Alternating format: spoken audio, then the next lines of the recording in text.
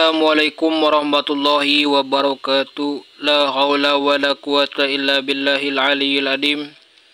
Allahumma shalli ala sayyidina Muhammadin wa ala ali sayyidina Muhammad. Rabbi shrah sadri wa yassir li amri wahlul 'uqdatam min lisani yafqahu qawli. Ya fatahu ya alim, ya fatahu ya alim, ya fatahu ya alim. Qala musannif wa dal kitab rahimahullah wa nafa'ana bi ulumihim. Amin amin ya Allah ya rabbal alamin.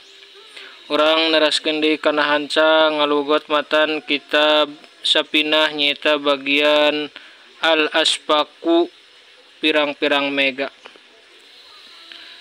Bismillahirrahmanirrahim. Al-aspaku ari pirang-pirang mega salah satun eta ayat 3.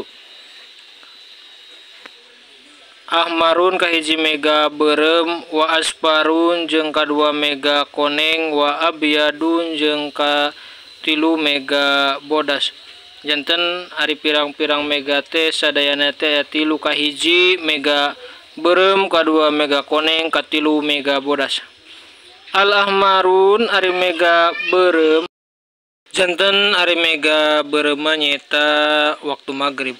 Wal asparu jeung ari mega koneng, wal abyadu jeung mega bodas mah isaun eta waktu isya. Janten mega koneng sareng mega bodas mah dina waktu isya. Wa yundabu jeung disunatkeun naon tahiru salatil isya'i ngahirkeun salat isya illa ayagiban nepi ka yen surup naon al asbaqul aspari mega koneng wal abyadi jeung mega bodas.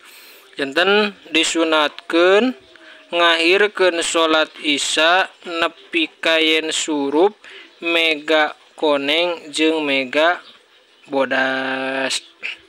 Sakitu wae, mudah-mudahan aya manfaatna. Hapunten kasalahanana wallahu alam. Wassalamualaikum warahmatullahi wabarakatuh.